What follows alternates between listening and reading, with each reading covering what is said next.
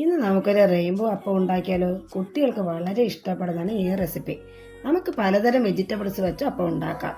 ഞാൻ ഇന്നിവിടെ എടുത്തിരിക്കുന്നത് ക്യാരറ്റ്, ബീട്രൂട്ട്, മത്തങ്ങ, ചീര ഇതെല്ലാം ഒന്ന് ഗ്രേറ്റ് ചെയ്ത് എടുത്തിട്ടുണ്ട്. ഇതിലേക്ക് ഒരു തവി അപ്പത്തിൻ്റെ മാവ് കൂടി ഒഴിച്ചു കൊടുക്കാം. നിങ്ങൾക്കിത് ഇഷ്ടമുള്ള മോഡലിലൊക്കെ ആക്കി എടുക്കാം കേട്ടോ. ഞാനിവിടെ ഒരു പൂവിൻ്റെ മോഡലിലാക്കിയാണ് ചുട്ടെടുത്തിരിക്കുന്നത്. നമ്മുടെ മക്കൾക്ക് ഒരേ രീതിയിൽ ഫുഡ് കൊടുത്താൽ അവർ ചിലപ്പോൾ കഴിക്കത്തില്ല. ഇതേപോലെ കളറിലോ രുചിയിലോ ഷേപ്പിലോ എന്തെങ്കിലുമൊക്കെ വ്യത്യാസം വരുത്തിയാൽ അവർ ചിലപ്പോൾ ഭംഗി കണ്ട് കഴിച്ചാലായി. ഇതുപോലെ എല്ലാ അപ്പവും ചുട്ടെടുത്തിട്ടുണ്ട്. അകത്ത് വെജിറ്റബിൾസ് ഉള്ളത് കൊണ്ട് വെന്ത് കിട്ടാൻ അല്പം താമസം വരും.